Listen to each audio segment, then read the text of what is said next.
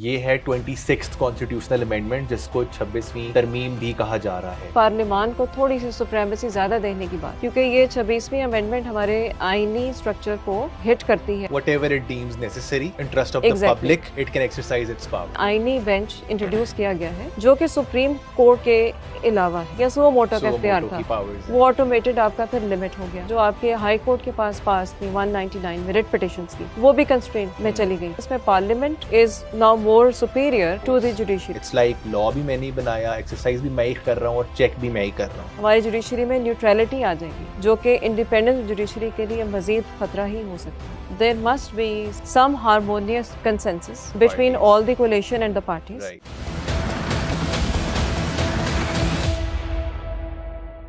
अस्सलाम वालेकुम ख़वातीन व हज़रात, welcome back to another episode of the chat room by KIPS in collaboration with Think Big. This is your host Mohammad Shahrukh. आज का जो हमारा टॉपिक है वो बड़ा ही अच्छा, रेलेवेंट और इंटरेस्टिंग है। लेटली इस पर बहुत ज़्यादा बात हो रही है। एज़ यू ऑल नो, ये है 26th कॉन्स्टिट्यूशनल अमेंडमेंट जिसको 26वीं तरमीम भी कहा जा रहा है। इसके बारे में बहुत ज़्यादा आपकी जो है वो बात हो रही थी, क्या है ये, इसके क्या रिपरकशंस होंगे, और आम अल्फाज में या आम लफ्ज़ों में हम इसको समझना चाहेंगे कि मैसेज के लिए इसके क्या इम्पैक्ट्स होने जा रहे हैं। और इंटरनेशनल जो मीडिया है और ओवरऑल जो ऑर्गेनाइजेशंस हैं वो इसको काफ़ी ज़्यादा क्रिटिक कर रही हैं। तो basically we will try to understand कि कॉन्स्टिट्यूशनल अमेंडमेंट जो 26th है, इससे पहले हमारा स्ट्रक्चर क्या था, क्योंकि प्राइमरीली ये बात करती है जुडिशल स्ट्रक्चर को रिफॉर्म करने की। कुछ एनवायरनमेंट के इसमें क्लॉजेज़ हैं और कुछ और छोटी मोटी बातें हैं जिसको हम अभी डिस्कस करेंगे। तो उससे पहले क्या स्ट्रक्चर था और क्या चेंजेस लेकर आई है ये 26th amendment. So for that, I have invited a very special guest with us. She is one of the top educationists in Pakistan, a very well-renowned lawyer and social activist. And primarily जो इनका area of interest और बहुत ज़्यादा जिन पे काम करी हैं, that is human rights. Ladies and gentlemen, today we have Ms. Fatma Batul. Ma'am, thank you so much for joining us today. It is an honor to have you. And इस particular topic के लिए thank you so much, आपने time दिया और आपकी जो insights और आपकी जो नज़रिया होगा वो काफ़ी ज़्यादा हेल्प करेगा हमें और मैसेज को अंडरस्टैंड करने के लिए कि जो ये तरमीम इंट्रोड्यूस की गई है ये क्या है, और बाकी जो इसके सारे प्रोज एंड कॉन्स हैं उसके बारे में हम तफसील से बात करेंगे। सो फर्स्ट थिंग्स फर्स्ट, हम ये जानना चाहेंगे कि 26th अमेंडमेंट क्या है, इसके बारे में थोड़ा सा ब्रीफ कीजिएगा। हाँ जी, बहुत शुक्रिया आपका मुझे आज इनवाइट करने का। और ये आज के जो टॉपिक है ये इंतहाई अहम तरीन टॉपिक है, क्योंकि आजकल हर जगह पे मीडिया में और अदरवाइज भी 26वीं अमेंडमेंट की बातें हो रही हैं। 26वीं अमेंडमेंट है क्या? इससे पहले मेरा ख्याल है थोड़ा सा हमें बैकग्राउंड में जाना पड़ेगा कि हमारे यहाँ इतना शोर क्यों मचा या मच रहा है। So without going into extra ordinary details, हमें सादे लफ्ज़ों में इसको समझना है कि 26वीं अमेंडमेंट क्यों आई और आने की वजूहात क्या थी और इसके आने से क्या नुकसानात होंगे, क्या फ़वाइद होंगे। सो हमें एक एनालिटिकल व्यू लेके आम आवाम के सामने इसको पेश करना चाहिए, बिकॉज अब 26वीं अमेंडमेंट हो चुकी है जी। सो सबसे पहले जो पहला स्ट्रक्चर हम देखते हैं जुडिशरी का पाकिस्तान में, वो बड़ा constitutionally speaking it was very well written constitution, और आइन के अंदर बाकायदा तौर पे बाज़ाब्ता तरीक़ाकार से सुप्रीम जुडिशरी यानी सुप्रीम कोर्ट, फिर हाई कोर्ट, उन तमाम कोर्ट्स की जो कॉन्स्टिट्यूशन है, क्रिएशन है, कॉम्पोजिशन है और पार्ट्स, उनका बयानिया मौजूद है। उसमें कोई ऐसा इश्यूज नहीं थे, अभी तक तो नहीं थे, बिल्कुल ऐसा ही है। It was. सेकेंडली, हमारे यहाँ जो खासतौर पे ह्यूमन राइट्स इश्यूज हैं वो हमारे पास रिट पिटिशंस में आते हैं, जो कि आर्टिकल 199 में आम तौर पे लोगों को समझ आती है। सो रिट पिटिशंस की डोमेन भी बड़ी ही वाजे और बहुत ही कामयाबी के साथ पाकिस्तान में चल रही है और अभी तक चल रही थी। सो ऐसे क्या अवामिल हैं जिनकी वजह से इसकी ज़रूरत पड़ी? यहाँ हमें जो समझ आ रहा है वो ये है कि शायद पार्लियामान को थोड़ी सी सुप्रीमेसी ज़्यादा देने की बात है, क्योंकि ये 26वीं अमेंडमेंट हमारे आईनी स्ट्रक्चर को थोड़ा सा हिट करती है। और वो किस तरह से करती है, अगर हम एज अ लॉ स्टूडेंट या पॉलिटिकल साइंस स्टूडेंट इसको देखें तो उसमें हमें नज़र आता है कि जो स्टेट ऑर्गन्स हैं, बेसिकली आपके 3 ऑर्गन्स होते हैं, एग्जीक्यूटिव, जुडिशरी एंड लेजिस्लेचर। सो जो लेजिस्लेचर है उसका इतना रोल नहीं था जुडिशरी की अपॉइंटमेंट्स और इन तमाम चीज़ों में। सिमिलरली एग्जीक्यूटिव का एक पार्ट था। सो सेपरेशन ऑफ पार्ट्स का जो कॉन्सेप्ट है उसके तहत ये हमने अभी 26वें अमेंडमेंट से पहले ये देखा कि जो हमारी सुप्रीम कोर्ट है, हाई कोर्ट है, तमाम जुडिशल मैटर जो थे वो काफ़ी हद तक आज़ाद थे। जुडिशरी काफ़ी हद तक इंडिपेंडेंट थे बिकॉज हमारे ये आइन के अंदर जिस तरह से तहरीर शुदा है की रिक्वायरमेंट होती है Exactly. कि ऑल ऑफ दीज सेगमेंट्स या structures should be independent. they were independent और काफी हद technically तक ये speaking. independent थे, Technically technically. speaking, yes, they were independent and their independent rights were absolutely given within the constitution. उसके मिसाल हमारा चूँकि कॉमन लॉ को भी हमने परसीव करके अपने आइन के अंदर हमारे पास प्रिंसिपल्स हैं, जिस तरह इस्लाम के उसी तरह हमारे पास कॉमन लॉ सिस्टम है। बिल्कुल। So we are having a hybrid system in Pakistan अगर हम कॉन्स्टिट्यूशनली स्पीकिंग बात करें। सो हमारे पास एक अमेरिका यूएस की मिसाल सबसे सामने है। बिल्कुल। उसमें हमारे पास मार्बरी वर्सेस मेडिसिन का पहला केस है जो कि कॉन्स्टिट्यूशनल हिस्ट्री की बुनियाद है, जिसमें फर्स्ट टाइम इंडिपेंडेंस जुडिशरी की बात होती है, जुडिशियल रिव्यू की बात होती है और जुडिशरी को एक स्टेप फॉरवर्ड दिया जाता है कि आप एक कदम आगे आइए और लोगों के मसाइल को हल करने की कोशिश करें, लेकिन उसकी रिस्ट्रिक्शन है और वो है कॉन्स्टिट्यूशनल डोमेन में रहते हुए।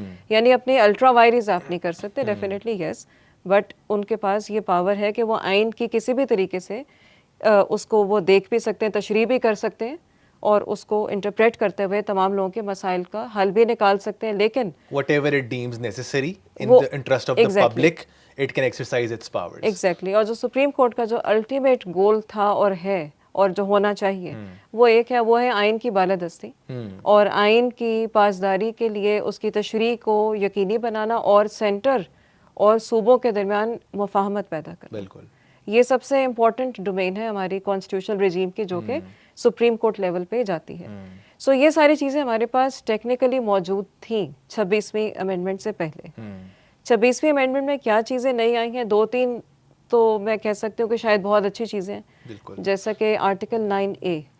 आर्टिकल 9A डील्स करता है हमारी एनवायरनमेंट, क्लीन एनवायरनमेंट, जो कि आजकल क्लाइमेट चेंज और इनके ऊपर हम एसडीजीज को कवर करने के लिए हमारे पास जो टाइम कंस्ट्रेंट्स हैं उसके लिए ये एक शायद फ़ायदेमंद इंसर्शन साबित होगी, फंडामेंटल राइट्स में ये आ गई, which is good. At the same time जो कॉन्स्टिट्यूशनल डोमेन की जब हम बात करते हैं तो फिर अब थोड़ा सा अब एम्बिग्विटीज़ बढ़ गई हैं। 26वीं अमेंडमेंट है क्या, इसमें सबसे पहले तो एक आपका reconstruction of a new concept आ रहा है जिसको हम कहते हैं आईनी बेंच, कॉन्स्टिट्यूशनल बेंच, जो पहले एग्जिस्ट नहीं करते थे। पाकिस्तान की कॉन्स्टिट्यूशनल रेजीम में यह नया कॉन्सेप्ट है। बिल्कुल, because benches were associated with the judiciary, now there is a constitutional bench. Exactly.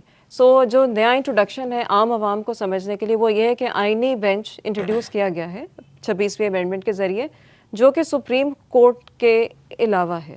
उसकी जो कॉन्स्टिट्यूशन है वो एक ख़ास रिजीम में दे दी गई कि इसको कॉन्स्टिट्यूट भी एक ख़ास तरीक़ाकार से किया जाएगा और ये सिर्फ कॉन्स्टिट्यूशनल पिटिशंस को सुनेगा।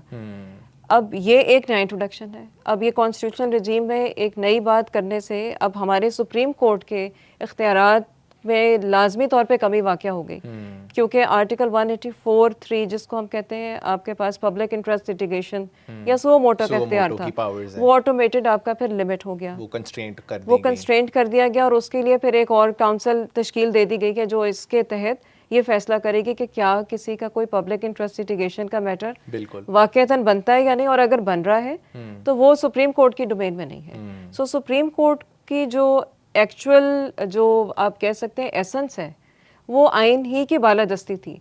सो अब थोड़ी सी 26वीं अमेंडमेंट के बाद एम्बिग्विटी, मेरा ख्याल है एज ए लॉ स्टूडेंट मैं ये कहूँगी कि वेगनेस ज़्यादा आ गई है, ग्रे एरिया ज़्यादा डेवलप हो गया है कि हमने कहाँ जाना है। जजेस, nobody is really sure, black and white में नहीं है चीज़ें, ऐसे ही है। So as you said, ambiguity बढ़ रही। उसका रीज़न क्या है, इस 26वीं अमेंडमेंट में एक और चीज़ भी बड़ी वाज़ेह नज़र आती है कि जो आपके हाई कोर्ट के पास थी 199 में रिट पिटिशंस की, वो भी कंस्ट्रेंट में चली गई।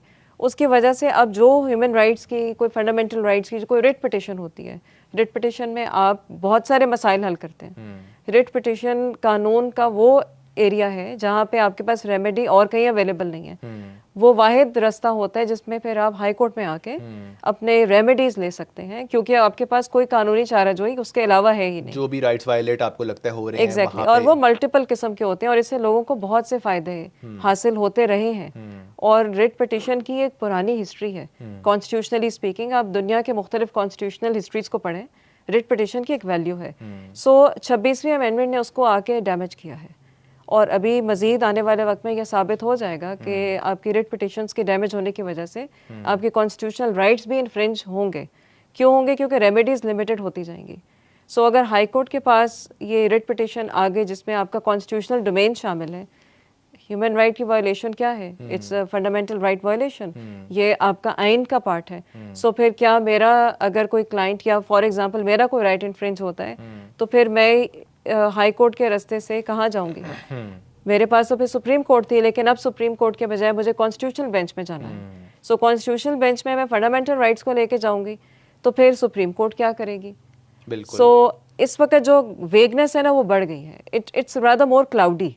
राइट। इसको मज़ीद इनको डिग आउट करके थोड़ा सा तशरीह को मज़ीद वाज़े करना चाहिए था अमेंडमेंट के अंदर ही। सो अब ह्यूमन राइट्स का कोई भी मसला आता है तो कॉन्स्टिट्यूशनल जो कोर्ट है या जो बेंचेस हैं वो उसको एड्रेस करेंगे। ऐसे ही। अच्छा, internationally it is being said कि the judiciary's wings have been clipped, it is a blow to the democratic system, and I also saw a picture जहाँ पे 3 पिलर स्टेट को सपोर्ट कर रहे होते हैं, एग्जीक्यूटिव, लेजिस्लेटर और जुडिशरी का पिलर अब छोटा हो गया बिकॉज अब उसका उस तरह से रोल नहीं रहा।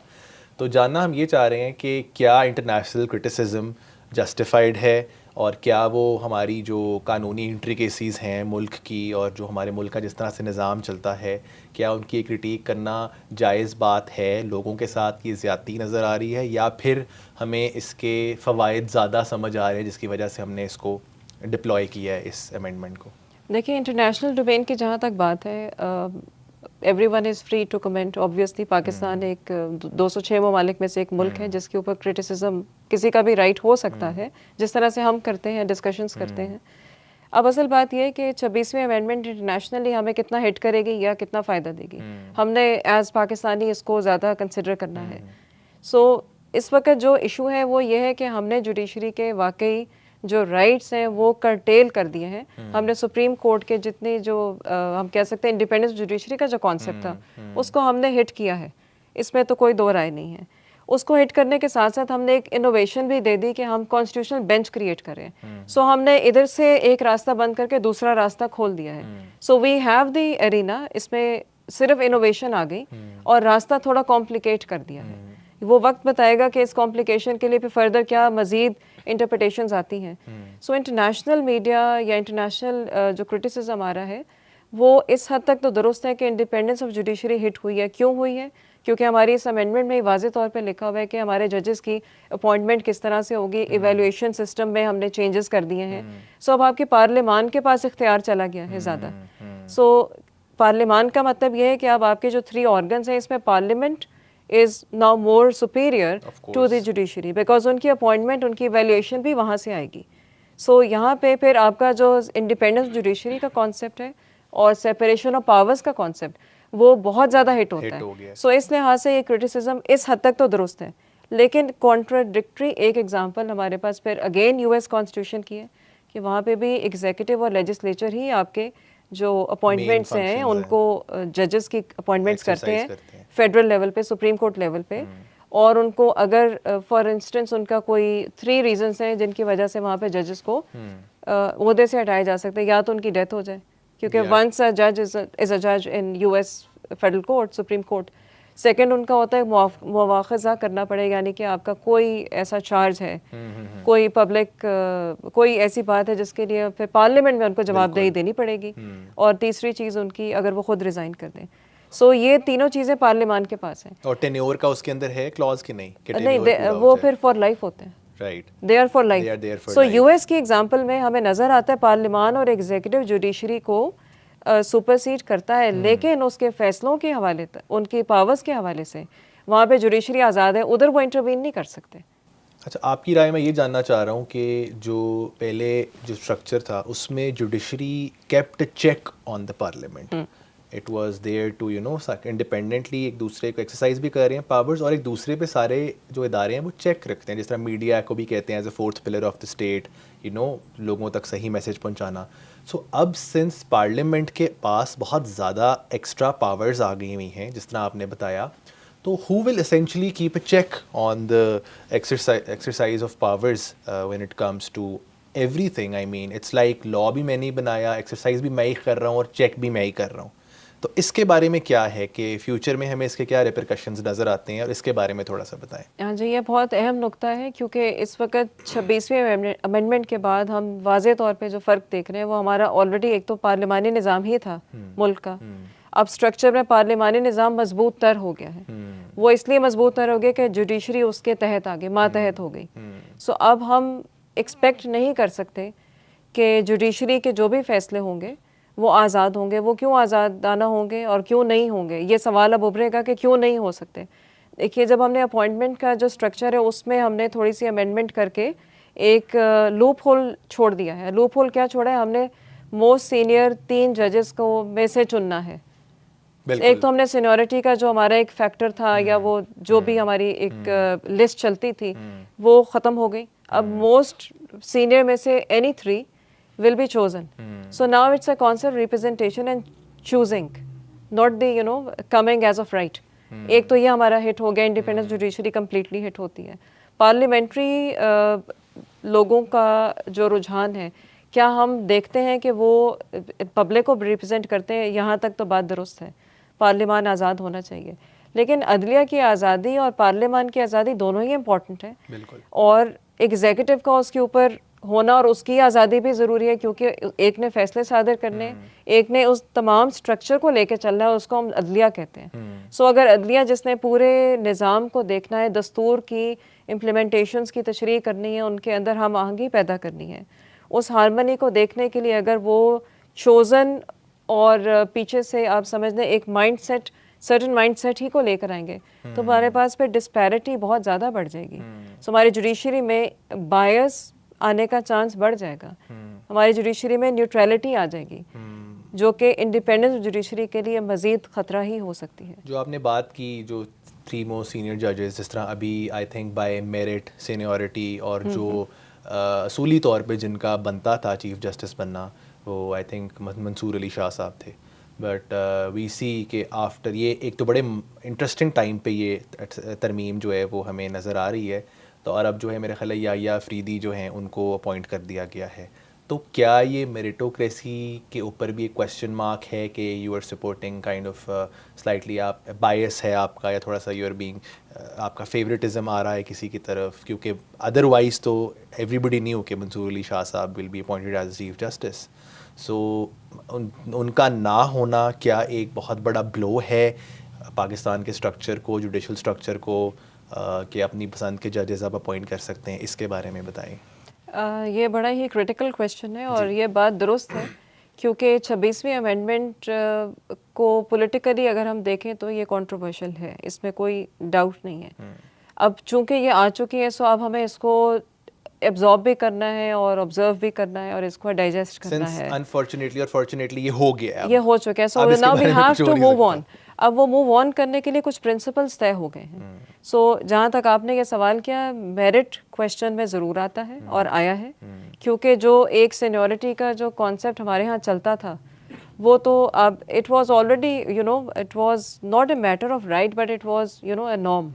बिल्कुल। सो वो नॉर्म अब हमारी ख़त्म हो गई और अब होगा कि आपके जो भी गवर्नमेंट चूज करेगी आउट ऑफ 3 में से एनी वन होगा और जो रिफ्यूज़ करेगा उसकी जगह कोई दूसरा आएगा। सो इसका मतलब ये है कि फिर हमारे जो जजेस हैं वो एक सर्टेन लेवल पे आने के लिए ये एक चांस है ना, ह्यूमन नेचर है, ह्यूमन बीइंग है, उनसे गलती हो सकती है। लिहाजा एक चांस ये है कि वो अपनी मन पसंदीदा गवर्नमेंट के मुताबिक फैसले देना शुरू कर देंगे और उसके बाद फिर उनके चांसेस बढ़ जाएंगे आने के लिए। ये एक बहुत ही मुश्किल बात मैं कर रही हूँ, लेकिन ये हकीकत है कि इंसान है।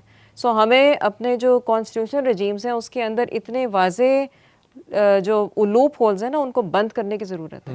हम अभी भी इस अमेंडमेंट के अंदर मज़ीद मेरा ख्याल है इसको हम तरमीमी अंदाज में अगर देखें तो हमें इसको मज़ीद क्लैरिटी के साथ इसको वाजे करना चाहिए।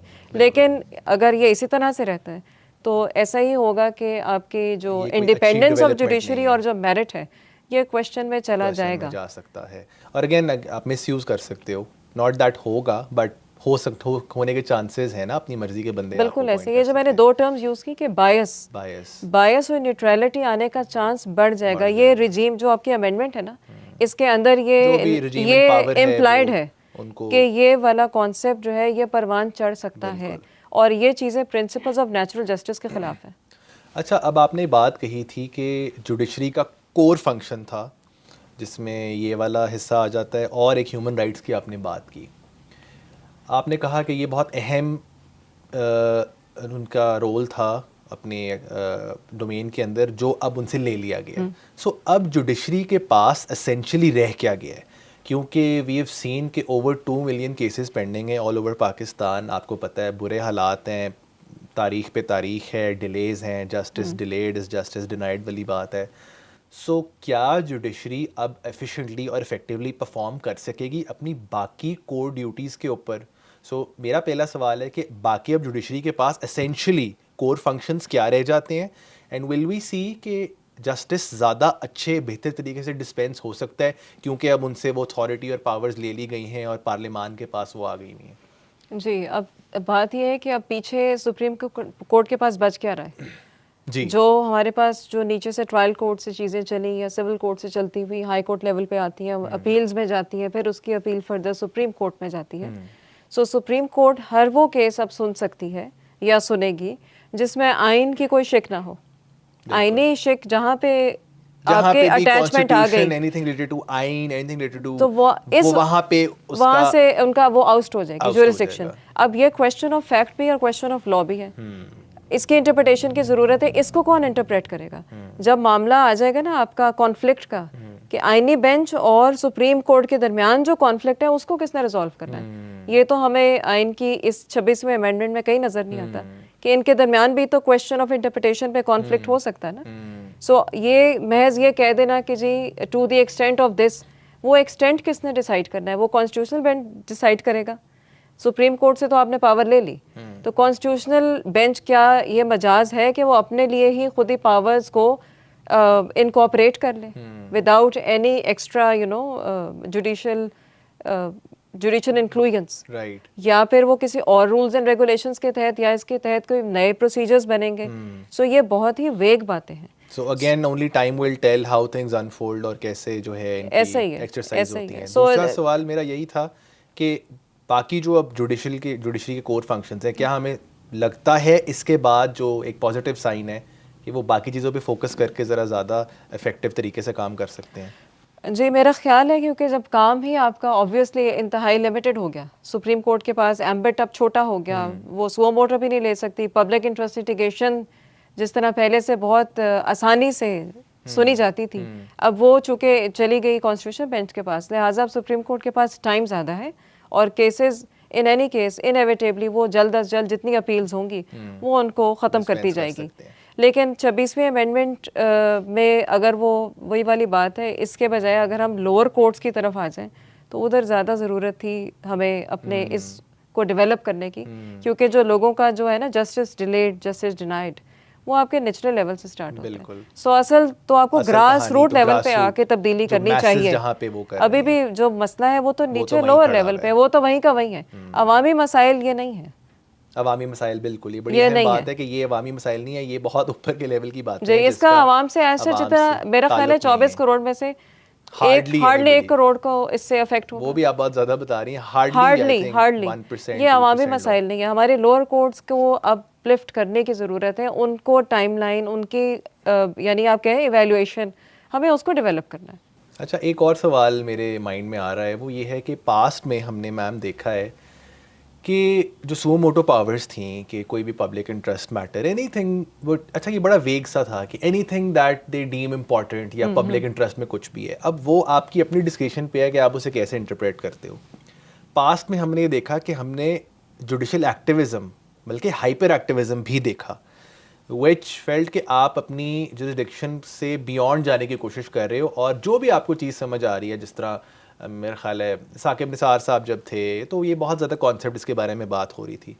तो क्या जुडिशरी का जो आज ये 26वीं तरमीम आई है, जुडिशरी के पास्ट एक्शंस और एक्स्ट्रा जुडिशल एक्टिविज़म की वजह से आज हम देख रहे हैं कि उनको थोड़ा सा कर्टेल और कंट्रोल कर दिया गया है कि यार they should stay within their limits? जी, ये बहुत इंपॉर्टेंट सवाल है। जब से पाकिस्तान बना है हम जुडिशल एक्टिविज़म देखते आ रहे हैं। This is very interesting. So Pakistan माशाल्लाह से दुनिया का एक वो मुल्क है जिसने बहुत सारे तजर्बे किए हैं और देखे हैं, पॉलिटिकल साइंस के स्टूडेंट की हैसियत से या लॉ स्टूडेंट की हैसियत से अगर हम देखें तो। सो ये बहुत इम्पॉर्टेंट चीज़ आपने अभी इसको हाईलाइट किया है। वाकई अल्ट्रा वायरस पाकिस्तान में एक टर्म आम स्टूडेंट या एक आम तबके में फैलना शुरू हो गई कि जी जजेस का ये काम तो नहीं रह गया, यानी आम लोगों ने भी, यानी जिसको हम मैसेज कहते हैं, उन्होंने ये बात करनी शुरू कर दी थी कि मिसाल के तौर पर डैम फंड बनाए या अस्पतालों के चक्कर लगा रहे हैं। सो बेशक इनको सुपरवाइज करने का दूसरे तरीक़ेकार भी हो सकते हैं। आपका काम सुप्रीम कोर्ट में कॉन्स्टिट्यूशनल रजीम में रहते हुए, अपनी पावर्स में रहते हुए कॉन्स्टिट्यूशनलिज्म को लेके चलना है। आपने आइन को अबालादस्ती बरकरार रखनी है, आपने आइनी इंटरप्रिटेशंस को अप्लाई करना है और करवाना है। उसका मतलब ये नहीं कि आप बाकी लोगों का काम अपने ज़िम्मे लेंगे। So basically you are actually right in saying so कि अल्ट्रा वायरस और एक्स्ट्रा जुडिशल एक्टिविज़म की एक बुनियादी वजह ज़रूर थी since decades in Pakistan, which led the way to the passage of 26th Amendment. इसमें कोई शक नहीं है। Or this could be used as a pretext to apply this amendment कि जी थोड़ा सा आप curtail हो, क्योंकि वरना आप अपनी जो है वो बहुत ज़्यादा jurisdiction That is true. बहरहाल इसके लिए और भी तरीक़ेकार हो सकते थे। 26वीं amendment की इस तरीके से ज़रूरत as such नहीं थी। But since again it has now the part of the constitution, so we have to obey and observe and then interpret it in maximum possible positive ways. अच्छा, एक जुडिशरी का एक और ऊपर इनके अदारा होता है सुप्रीम जुडिशल काउंसिल जिसको हम कहते हैं। जी। क्या उसका भी कोई रोल कर्टेल हुआ है या वो 26वीं अमेंडमेंट में उसका कोई ख़ास बात नहीं है, और उसका अब क्या रोल रह गया हुआ है जुडिशरी के हवाले से? देखिए जी, अब हमारे पास वेरी इंटरेस्टिंगली एक सुप्रीम जुडिशल काउंसिल के बजाय हमारे पास कमीशन का नाम आ रहा है। ठीक है। सो उसने आफ्टर द 26th अमेंडमेंट, सो उसकी जिम्मेदारियां बढ़ गई हैं। वो तमाम लोग जो आपके मुख्तलिफ सीनियर लेवल से होंगे या लाइक सुप्रीम कोर्ट से होंगे, हाई कोर्ट से भी हो सकते हैं, आपके मुख्तलिफ सेगमेंट से होंगे, वो उसका पार्ट होंगे। सो अब उन्होंने थोड़ा सा नंबर ऑफ पर्सन्स बढ़ा दिया है और उसमें ये होगा कि इंक्लूसिविटी बढ़ गई है। So it will not be just judicial background वाले लोग, जनरल जो बाकी और इम्पोर्टेंट पर्सन्स हैं वो भी उसका पार्ट हो जाएंगे, पार्लियामेंट के लोग होंगे। सो उसका उन्होंने कॉम्बिनेशन तो बना दिया, which is a good sign. लेकिन बात यह है कि जो जुडिशरी का काम है, जुडिशल एक skill, judicial knowledge, information, understanding जो शख्स रखता है, उसकी इवैल्यूएशन जो है वो कोई उसी आप कह लें बैकग्राउंड का शख्स ही कर सकता है। वो कोई आम लेमैन नहीं कर सकता, वो कोई पार्लियामेंट का मेंबर नहीं कर सकता। So someone having the background of similar value must be the member. So बहरहाल अब चूंकि वहाँ पे इंक्लूसिव आ चुका है, सो रोल तो हो गया उनका ज़्यादा स्ट्रॉन्ग और चेक ज़्यादा हो गया है। आप कह लें अब बेसिकली अब चेक एंड बैलेंस हो गया है, ज़्यादा हो गया है, एक्सीड कर गया है। चेक एंड बैलेंस की थ्योरी जो है ना, वो जहाँ पे सेपरेशन ऑफ पावर होती है वहाँ चेक एंड बैलेंस आता है। सो यहाँ सेपरेशन ऑफ पावर की थ्योरी भी अफेक्ट हो गई है और चेक एंड बैलेंस एक्सीड कर गया। सो बैलेंस मेरे हिसाब से थोड़ा सा डिस्टर्ब हो गया। तो लेकिन जो सुप्रीम जुडिशल आपने कमीशन की बात की है, इसमें अब और जो मेंबर्स आ रहे हैं उसमें फिर will they keep a check on the parliament, या जो कॉन्स्टिट्यूशनली जो केसेस टेकअप होते हैं उनका यही कोर फंक्शन रहेगा, अगर मैं सही समझ रहा हूँ तो? जो इनका कोर फंक्शन है वो बेसिकली है इनकी जजेस की अपॉइंटमेंट इवैल्यूएशंस। ठीक है। और उसके लिए उन्होंने जो भी तरीक़ाकार वज़ा किया है वो further rules procedure and practice act उसके तहत हमारे जो मज़ीद बनेंगे, ठीक है, उसमें उन्होंने जो जिस तरह सुओ मोटो पावर थी वो उसके पास चली गई, वो डिसाइड करेंगे कि सुओ मोटो जो है वो इसमें बनती भी है कि नहीं। तो 3 मेंबरान जो होंगे वो जजेस होंगे सुप्रीम कोर्ट के, वो वहाँ से उसको चेकअप करेंगे। सो इसको थोड़ा सा उन्होंने कॉम्प्लिकेट कर दिया है। So it was earlier very simpler. अब यह है कि कोई भी आप देखिए ना, अगर कोई रेफरेंस आता है किसी की तरफ से, सदर की तरफ यानी कि वज़ीर आज़म की तरफ से आता है या कुछ, तो उसको चैलेंज नहीं किया जा सकता, कोर्ट उसको देख नहीं सकती। सो ये इस तरह से इसको आई थिंक ज़्यादा इंक्लूसिव करके इलास्टिसिटी बढ़ा दी है, लेकिन उसको ज़्यादा कॉम्प्लिकेट कर दिया है। So question of evaluation, question of appointment is now their game. तो ओवरऑल आपके ख्याल में जो इसके पॉजिटिव्स हैं वो आपको क्या नज़र आ रहे हैं? सिंस हमने इसको बड़ा क्रिटिकली एनालाइज कर लिया है, सारी इसकी चीज़ें देख ली हैं, there are also few good things that we would like to tell the people in public. So आपके ख्याल में बेहतरी कहाँ नज़र आ रही है आपके as a neutral entity and as a student, as a teacher of political science and as a lawyer? थोड़ा सा हम इसको पॉजिटिवली देखें तो क्या आपको बेहतरी नज़र आ रही है ओवरऑल? देखिए, इसमें ओवरऑल जो बेहतरी है वो तो 9A की असर्शन है कि हमें एनवायरमेंटल लॉज के हवाले से एक पहली बार एक फंडामेंटल राइट जो उसको हमने उसको इंक्लूड किया है। एक तो ये अच्छी चीज़ है, खुश आइंद है। अच्छा, सॉरी मैं आपको यहाँ पे काट रहा हूँ। जो ये वाला है right to clean environment, this was also right that was enshrined in the UN Declaration of Human Rights. Correct. Was it not a part of our constitution prior to the 26th Amendment? पहले क्या ये नहीं था? और अब since ये in place आ गया है तो सिर्फ उसको डाल देना इज इनफ? क्योंकि global warming is the biggest threat.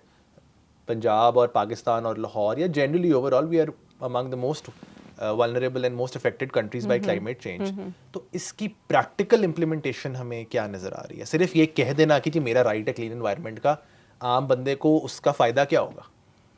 नहीं, बड़ा आपका सवाल इम्पोर्टेंट है, अच्छा है। आप दुरुस्त कह रहे हैं, ये पहले डेफिनेटली हमारे इंटरनेशनल डोमेन में तो नज़र आती है। हमारे पास सबसे पहला केस आया था एनवायरमेंटल लॉज के हवाले से पब्लिक इंटरेस्ट लिटिगेशन में, उसका नाम है शहला ज़िया केस। अच्छा, एनवायरमेंटल लॉ का जो कॉन्सेप्ट है हमारा उस वक्त डेवलप हुआ ठीक है। पाकिस्तान में, वो था डिग्निटी ऑफ लाइफ के फंडामेंटल राइट के अंडर कैटर किया गया था कि जी ये एज ह्यूमन बीइंग मेरा जो राइट ऑफ लाइफ है, मेरी डिग्निटी है, उस डिग्निटी में साफ पानी, साफ आबो हवा, ये सारी चीज़ें इंक्लूसिव हैं। सो इसको अलहदा से लिख देना आज के वक्त की ज़रूरत थी, बल्कि ये पहले ही ऐड हो जाना चाहिए था 9A। बिल्कुल ठीक है। सो 9A का मतलब ये है कि आपने अब क्लाइमेट चेंज और इन तमाम चीज़ों को सीरियसली टेकअप करके अपने आइन का हिस्सा बना दिया। अब आपने उसको बना दिया अपना फंडामेंटल राइट। सो फंडामेंटल राइट जहाँ इन्फ्रिंज होगा तो आपके पास ज़्यादा अब चांसेस हैं कि आप उसको लेके कोर्ट्स की तरफ जाएंगे। ये और बात है कि अब आप आर्टिकल 199 के तहत दूसरी जगह पे कॉन्स्टिट्यूशनल बेंचेस में चले जाएंगे इसको लेके। डोमेन थोड़ी चेंज कर दी गई, लेकिन राइट को असर्ट करना लाजिम है और अभी भी हम लेट हैं इसको ऐड करने में। Practically yes it will help, positive development. और इसके बाद ये है कि अगेन हमारी आवाम को शायद आइडिया भी नहीं था कि right to clean environment is an imperative right. It is बहुत क्रूशियल, ये राइट टू लाइफ के साथ एडजेसेंट है। ये इसको ऑल्दो इट वाज इंक्लूडेड, हमारे यहाँ केसेस एनवायरमेंटल लॉज के चल रहे थे, अभी भी हैं, लेकिन इसको डालने से आसानियाँ ज़्यादा हो जाएंगी। आसानियाँ भी, और अब बड़ा कैटेगोरिकली उन्होंने क्लियर कर दिया है। एग्जैक्टली। अच्छा, एक और बात मैंने पूछनी थी कि ऑडियंस के लिए, हम previously in the last couple of weeks we saw कि बड़ी डिबेट हो रही थी 26th अमेंडमेंट पे, होगी नहीं होगी, बड़े इसके ख़िलाफ़ रेजिस्टेंस थी, रिलक्टेंस थी। वी सॉ कि नहीं इट्स नॉट पॉसिबल, ऐसा तो हो ही नहीं सकता। And then overnight all of sudden it was passed. So पहले काफ़ी ज़्यादा हमारे जो पार्टीज़ थी वो इसको रेजिस्ट भी कर रहे थे, but then they mutually agreed, unanimously उन्होंने एग्री किया कि जी ठीक है, पॉजिटिव डेवलपमेंट है। कुछ लोगों का ये भी बयान था कि पुराने वाला जो था, जो इनिशियल प्रपोजल था, वो बहुत ज़्यादा हार्ड था। अब ये है कि इट ऑल मेक सेंस और हमने बड़ा रिफॉर्म करके फ़ाइन तरीके से उसको एग्जीक्यूट किया है। तो ऐसा क्या हुआ, या generally how was it possible कि इतना आसानी से फिर ये पास हो गई है, जबकि इंटरनेशनली इतना क्रिटिसिज्म था? हमारी ओवरऑल फॉरेन पॉलिसी में भी आप देखें तो हम लोग बहुत ज़्यादा, थोड़ी सी हमारी इतनी सॉवरन नहीं है स्टेट, और बहुत ज़्यादा decision making we have, since हमने IMF से वो करना है, सारी चीज़ें वो करनी है। So how did we manage to pass this amendment? ये बड़ा कंट्रोवर्शियल सवाल भी है। सही। देखिए, इस पे पहले हमें नज़र आती है resistance of different political parties and different political pressures, even international, made भी नेशनल और इंटरनेशनल और लोकल। सो सडनली पैसेज जो है ये हमें वाज़े तौर पे निशानदेही करते हैं as political science student and law student और मे बी एनालिसिस्ट, और वो ये है कि there must be some harmonious consensus between all the coalition and the parties, right, which is a good sign कि मुल्क के मफाद में हमें ये लगता है कि ये चीज़ इम्प्लीमेंट हो जानी चाहिए, और उन्होंने टेबल टॉक्स करके इसको execute अपेरेंटली किया है। तो यही नज़र जी। आता है कि इन्होंने एक जमहूर कायम किया जो ठीक कि है। तरीका है कंसल्टेशन का, और उन्होंने कंसल्टेशन में बहुत टाइम लिया। मुखालफत तो हर चीज़ की होगी, बिल्कुल ऐसा ही है। हम इसको अच्छा कहें या बुरा कहें, ये कॉन्स्टिट्यूशनल अमेंडमेंट आ चुकी है। सो अब हमें इसको लेके चलना है और लेके इसमें चलना से है। बेहतरी निकालनी है। ये कहते हैं जो ना भी कि हमारे बुराई में से नेशनल खैर निकालनी है, नेशनल और नेशनल इंटरेस्ट के लिए अब इसको हमने इसको यूज़ डेवलप करना डेवलप है। करना है। और उसके लिए जो बैकग्राउंड है वो यही है कि इनकी जो कंसेंसस है वो नज़र आता है, इसीलिए वो कंसेंसस जैसे ही उनको मिला सब ने उसका टाइम वेस्ट होने का मौका नहीं दिया, और उन्होंने आउट ऑफ ब्लू आप कह लें कि पार्लियामान ने रात के टाइम इसको पास किया, वरना ये हमारी कॉन्स्टिट्यूशनली या पार्लियामेंट्री अदरवाइज पाकिस्तान की हिस्ट्री में ये पहली बार हुआ है। ये बिल्कुल एक अपने यूनिक नई चीज़ है, इनोवेशन है, लेकिन ये हो गई है। सो बेसिकली सारी पार्टीज को लगा कि मुल्क के मफाद में जो चीज़ बेहतर है उसको इम्प्लीमेंट किया जाए, सारे टेबल टॉक्स पे आए, इवेंचुअली वक्त के साथ हमें पता लगेगा कि इसके जो पॉजिटिव्स हैं वो किस तरह से देखिए, पाकिस्तान हमारे लिए प्राइमरीली फॉरमोस्ट चीज़ है। सो हमारे यहाँ नेशनलिज्म की कमी है और हमें इसको प्रमोट करना चाहिए कि हम अपने जितने भी इश्यूज़ हैं उनको हम अपने लेवल पे ख़त्म करके मफाहमत के साथ पार्लियामान में बैठें। ठीक है, तभी तो हमारे पास भी स्ट्रॉन्ग गवर्नमेंट होगी, तभी हम पे कोई डिबेट कर सकते हैं, हम किसी भी चीज़ का सोल्यूशन तभी निकाल सकते हैं जब हम अपने छोटे छोटे मसाइल को हल कर लें। अदरवाइज तो फिर इंटरनेशनल लॉबी आपको पता है ऑलरेडी रेडी होती है क्रिटिसिज्म के लिए। अच्छा मैम ये बताएं कि अभी रिसेंटली हमें ये भी सुनने में आ रहा है कि ये शायद चैलेंज हो जाए, और इसको जो है इट हैज़ बीन चैलेंज, हाँ मतलब हो चुकी है, और इसके क्या चांसेस हैं रिवर्सल के या चैलेंज होने के, और अगर अब ये चैलेंज हो गई है तो कौन सी एंटिटी या इदारा है जो इसको अप्रूव या डिसअप्रूव करेगा या इसको स्टडी करेगा, क्योंकि ऑलरेडी इट्स लाइक सेइंग कि जी मैंने इदारा एक अपने पास पावर्स ले ली, और चैलेंज कौन कर रहा है, कौन इसको देखेगा। तो क्या इसके थोड़ा सा एज अ लॉयर हमें अगर आप टेक्निकली थोड़ा सा सिंपली एक्सप्लेन कर दें कि चैलेंज होने के चांसेस क्या हैं, कौन इसको देखेगा, और आपको क्या नज़र आ रहा है, या फिर is it here to stay? ये अभी आपने जो सवाल किया है ये ऑलरेडी चैलेंज हो चुकी है। ठीक है, परसों चैलेंज हुई है। बिल्कुल। और इसके देखिए अब ये चैलेंज किसके आगे हुई है, बिल्कुल वही मज़ेदार बात तो ये है और सवाल भी यही है कि जी चैलेंज आप कहाँ कर रहे हैं, कॉन्स्टिट्यूशनल बेंच के आगे करेंगे या आप जुडिशल कमीशन के आगे करेंगे या आप सुप्रीम कोर्ट में जाएंगे। सो अब जो चैलेंज हुआ है वो एडमिट तो हो गया है, लेकिन अब इसको सुनेगा कौन? एग्जैक्टली वही तो मेरा इसको सवाल किस जज ने, किस जज की क्या डोमेन है, अब ये बहुत बड़ा सवालिया निशान है, क्योंकि अमेंडमेंट के अंदर जहाँ कंस्ट्रक्शन ऑफ दीज थिंग्स है वहाँ पे यहाँ पे खामोशी है। सो अब यहाँ पे इसको इंटरप्रेट करना पड़ेगा, वो कौन करेगा? ये बहुत बड़ा चैलेंज है। इसमें हम लोग सिर्फ एज ऑब्जर्वर ही बैठ के देख सकते हैं, क्योंकि ये डोमेन ये सब अभी ग्रे एरिया में है, थोड़ी एम्बिगुअस हैं चीज़ें, क्लैरिटी नहीं है। तो लेट्स सी, अभी किसी को एग्जैक्ट नहीं पता कि किस तरह से चीज़ें ऐसे ही है। असल में ये अमेंडमेंट जल्दबाजी में थोड़ी कर ली गई, इसको थोड़ा सा वो अगर इसी तरह से लाना था तो फिर जिस तरह से आपने कहा, सो ये चीज़ें मजीद जो माइन्यूट डिटेल्स हैं वो भी स्ट्रक्चरल फॉर्म में दे देनी चाहिए थी ताकि आसानी पैदा होती। सो इस वक्त हम कुछ कह नहीं सकते। ठीक है, लास्ट सवाल, एक दो सवाल बस रह गए हैं, उसके बाद we will try to wrap things up. Suo motu powers completely eliminate नहीं हुई, लेकिन जो हमारा कॉन्स्टिट्यूशनल जो कमीशन है, जो आपने उसका जुडिशल कमीशन की आपने बात की, वो डिसाइड करेगा कि कौन सा मैटर सुओ मोटो के लिए एलिजिबल है या नहीं है। Am I correct? Before that this was totally under the jurisdiction of the judiciary. Now that bench will decide whether something qualifies as public interest या समथिंग इतना इंपॉर्टेंट जो कि सुओ मोटो पावर्स एक्सरसाइज की जा सकती हैं। ऐसा ही है कि 26वीं तरमीम के बाद इसी तरह चीज़ें हम देख रहे हैं। देखिए, इसमें जो चेंज आया है वो ये है कि उन्होंने इसमें वाज़े तौर पे लिखा है कि जो एप्लीकेशन आ रही है फॉर पब्लिक इंटरेस्ट लिटिगेशन, उसमें एप्लीकेशन में कंटेंट की हद तक वो सुन सकते हैं, बियॉन्ड द कंटेंट कोर्ट नहीं जा सकती। सो इन अदर वर्ड्स, कंटेंट का मतलब क्या है, इसको इंटरप्रेट अप कौन करेगा? सो सादे लफ्ज़ों में हमें ये नज़र आ रहा है, इसको जो कहना आसान होगा कि जो सुओ मोटो की पावर्स हैं या पब्लिक इंटरेस्ट लिटिगेशन की पावर्स हैं, आर्टिकल 184(3) वो एक्चुअली जा चुका है सुप्रीम कोर्ट के पास, अब उसका इख्तियार नहीं है। जस्ट सपोज कि कोई शख्स वो लेकर आता है एप्लीकेशन और वो चाहता है करना, तो फिर 3 रुकनी जो बेंच है वो उसको देखेगा, डिसाइड करेगा, और वो देखेगा कि क्या ये पब्लिक इंटरेस्ट लिटिगेशन का मामला बनता है या नहीं बनता है, और ये आपके प्रैक्टिस एंड प्रोसीजर्स के तहत उन्होंने उसको रूल्स जो हैं वो फर्दर प्रिस्क्राइब किए हैं और करेंगे। वो उसके अंदर उसकी डोमेन अलहदा कर दी गई है। अब वो अगर तो अप्रूव हो जाता है तो फिर वो पार्ट चला जाएगा बिल्कुल ठीक है टुवर्ड्स द कोर्ट। अगर वो अप्रूव नहीं करते तो वो नहीं जाएगा। अगर वो कहते हैं कि ये कॉन्स्टिट्यूशनल बेंच में जाएगा तो वो वहाँ चला जाएगा। सो बात फिर वहीं पे आ गई कि सुप्रीम कोर्ट के जो पावर मेन थी वो आपने कर्टेल कर दी है। सो उनके ऊपर एक चेक आ गया। Supreme court is an apex court, ये कोई छोटी कोर्ट नहीं है। This is the court of last resort. बिल्कुल। So now they are not able to basically analyze what is coming before them. So their powers has actually been curtailed, so which is not a good sign. Right. Apparently. अच्छा, मुझे एक बात समझ में नहीं आई कि human rights का जो इशू और जो सारे केसेस और हमारे राइट से रिलेटेड मैटर्स हैं वो कॉन्स्टिट्यूशन के पास जाने का या पार्लियामेंट के पास जाने का क्या पॉइंट बनता है? क्या जुडिशरी इफेक्टिवली काम नहीं कर रही थी? ह्यूमन राइट्स का इतना जो सीरियस मैटर है ये पार्लियामान ने क्यों टेकअप कर लिया? अच्छा, अब इस क्वेश्चन से शायद आवाम में कन्फ्यूजन डेवलप हो जाएगी जी। सो उनकी कन्फ्यूजन के लिए मैं ये वाजे कर दूं कि 26वीं अमेंडमेंट के अंदर हाई कोर्ट की आर्टिकल 199 और सिमिलरली सुप्रीम कोर्ट की जो पावर है सुओ मोटो की आर्टिकल 184(3) वो कर्टेल की गई है। सो डायरेक्टली ह्यूमन राइट्स का वर्ड कहीं नहीं लिखा हुआ।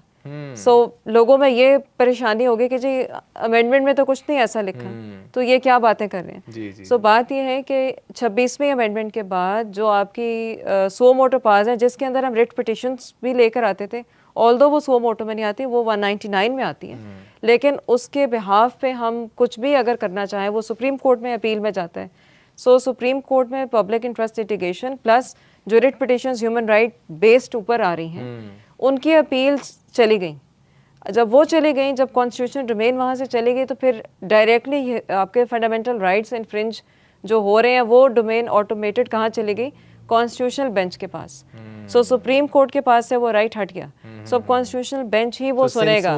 पब्लिक इंपॉर्टेंस और anything that is related to public interest या उनके, तो वो इनडायरेक्टली राउट वहीं हो गया वापस। वो इनडायरेक्टली राउट वहीं हो गया। सो ह्यूमन राइट्स की डोमेन भी सुप्रीम कोर्ट से चली गई तो फिर सुप्रीम कोर्ट के पास बचा क्या? बिल्कुल। फिर तो आपके पास वो जो एक सिंपल ट्रायल कोर्ट के बाद फिर हायर कोर्ट, फिर उससे हायर कोर्ट, फिर हाई कोर्ट से ऊपर हम जाते हैं सुप्रीम कोर्ट, तो वो तो फिर आपके बकिया तमाम लॉज जो कि कॉन्स्टिट्यूशनल नहीं है फिर सिर्फ वही लॉज रह जाएंगे। लेकिन बात तो वही आगे के राइट्स तो वहाँ भी डिसाइड होते हैं। राइट्स ही तो डिसाइड होने होते हैं ना, जिसकी वजह से वे there is a right there is a remedy. So वो उन्होंने ही देखना है। सो वहाँ पे अब राइट्स को फर्दर बाइफरकेट कर दिया गया। अगेन ह्यूमन राइट्स का वर्ड हमें कहीं नजर नहीं आ रहा, लेकिन इनडायरेक्टली सिंस पब्लिक इंटरेस्ट के अंदर वो आता है, eventually it will land in the constitutional, eventually yes definitely वो अफेक्ट होगा। अभी तक हमारे पास पाकिस्तान की कॉन्स्टिट्यूशनल हिस्ट्री में बहुत बड़े बड़े केसेस हैं जिन्होंने बहुत हेल्प किया है पब्लिक इंटरेस्ट लिटिगेशन में, जिसमें शैला ज़िया केस का मैंने जिक्र किया, बॉन्डेड लेबर में दर्शन बसी केस है। We have a very well developed jurisprudence. So अब वो हिट होती नजर आ रही है। बिल्कुल। Thank you so much ma'am, it was indeed a very insightful session and we tried to break down the 26 constitutional amendment, इसके क्या प्रोज हैं, क्या कॉन्स हैं, क्या नज़र आ रहा है। कुछ चीज़ें वक्त के साथ पता लगेंगी, इसकी पॉजिटिव्स क्या हैं, क्या ये डेंजरस डेवलपमेंट है, only time will tell. However now that it has been implemented, I think we have to adopt and इसको इसी तरह लेके चलना है कि it is a part of the system. Challenge होने के कोई चांसेस आपको नज़र आ रहे हैं इसके अंदर, या कोई ऐसी चीज़ आप मतलब चैलेंज हो के इसका कोई आपको नज़र आ रहा है कि रिवर्सल के चांसेस नज़र आ रहे हैं आपको, या मुश्किल है?